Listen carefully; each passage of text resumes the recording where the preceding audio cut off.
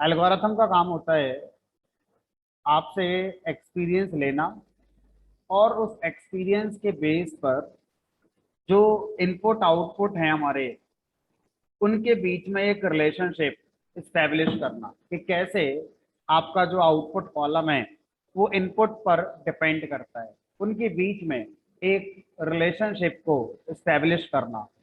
और इस रिलेशनशिप को स्टैब्लिश करने के लिए वो हमारा स्टैटिस्टिक्स, प्रोबेबिलिटी, आपका कैलकुलस, अलजेब्रा, ये वाली चीजें वो यूज कर सकता है। ठीक है, तो एमएल एल्गोरिथम का मतलब होता है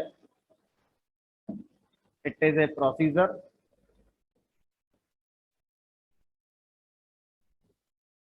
या प्रोसीजर के साथ मैं यहाँ लिख सकता हूँ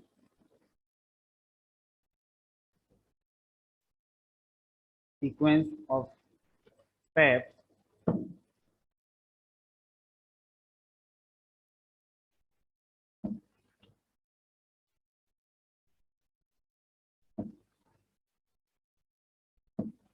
that identify relationship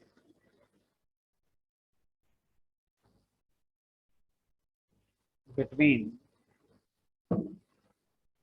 input and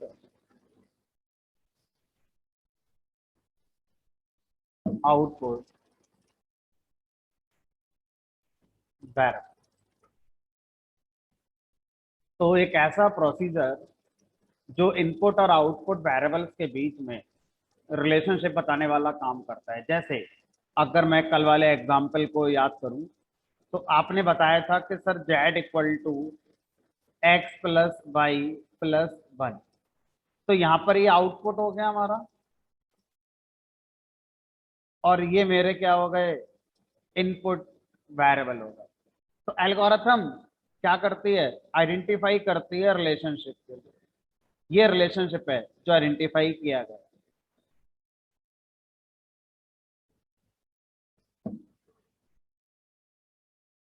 ML algos use statistics,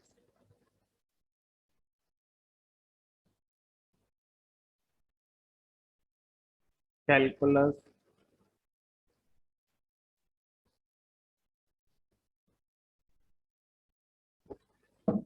matrix, probability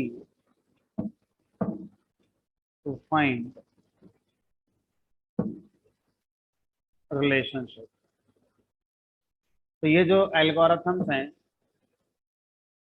में यूज स्टैटिस्टिक्स यूज कर सकते हैं। स्टैटिस्टिक्स में आपका रिग्रेशन आ गया, कोरिलेशन आ गया, स्टैंडर्ड डेविएशन आ गया, है ना, ये सारी चीजें आपकी आ जाती हैं। ठीक है, कैलकुलस के अंदर डिफरेंशिएशन वाला पार्ट आ गया आपका, मैट्रिक्स आ गया आपका, है ना, एलजेब्रा वाला पार्ट आ गया। तो मैट्रिक्स एलजेब्रा का ही पार्ट माना जाता है। तो आप यहाँ मैट्रिक्स की जगह एलजेब्रा लिख सकते हैं।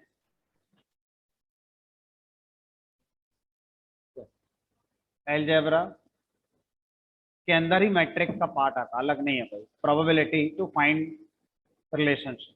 ठीक है, तो इसको हम क्या बोलते हैं, एल्गोरिथम कहा जाता है।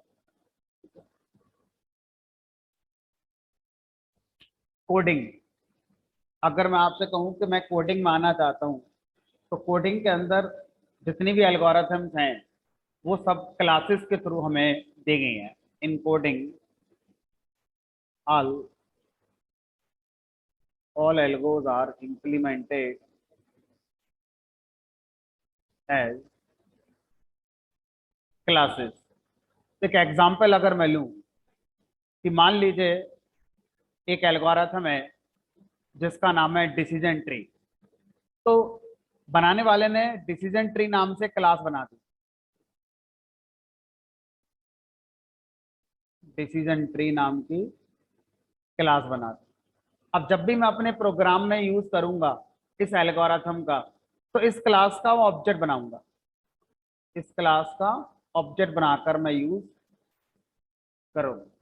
ठीक है, तो इस तरह से हम क्या कहेंगे,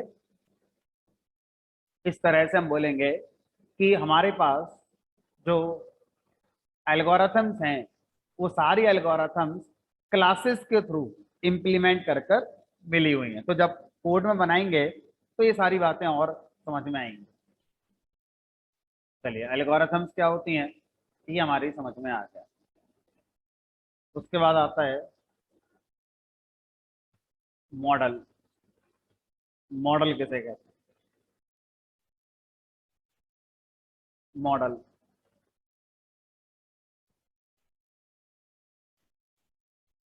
ये जो आपका रिलेशनशिप आता है, इस रिलेशनशिप को ही क्या बोला जाता है? मॉडल कहा जाता है। ठीक है,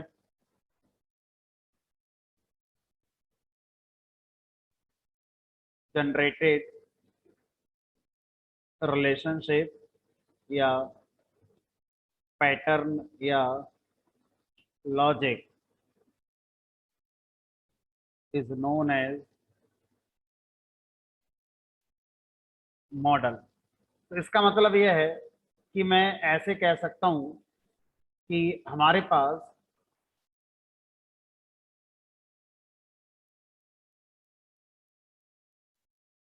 ये एक्सपीरियंस है,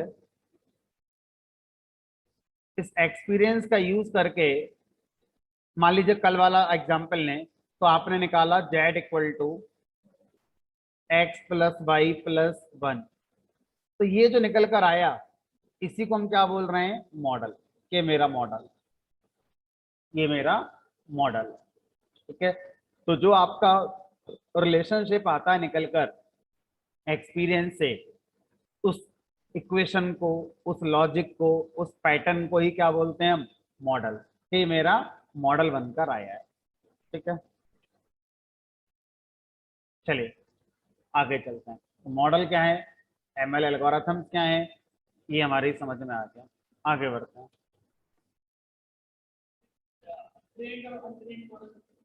क्या मॉडल में ट्रेंड और अनट्रेंड मॉडल होता है? आगे चल के इस वाले पॉइंट को डिस्कस करेंगे, है ना? ट्रेंड और untrained model.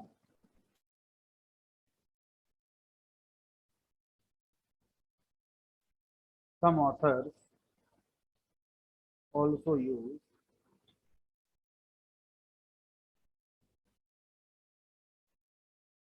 untrained trained model terminology. तो कुछ ऑथर्स का मतलब है वो लोग, वो विद्वान लोग जो मशीन लर्निंग की किताबें लिखते हैं, मशीन लर्निंग के रिसर्च पेपर लिखते हैं, उन विद्वान लोगों को ऑथर्स कहा जाता है। ठीक है, तो कुछ ऑथर्स मॉडल शब्द को दो तरह से यूज करते हैं, अनट्रेन्ड मॉडल या ट्रेन्ड मॉडल। तो ये जो शब्द हैं अनट्रेन्ड मॉडल और ट्रेन्ड मॉडल, ये मैं आपको अभी जब कोड बनाऊंगा उस समय आपको बता दूंगा कि किस अवस्था को, किस सिचुएशन को हम अनट्रेन्ड मॉडल कहते हैं और किसको हम ट्रेन्ड मॉडल कहते हैं। ठीक है, तो आगे चलकर इस पर भी हम लोग आगे डिस्कशन और करेंगे। ठीक है।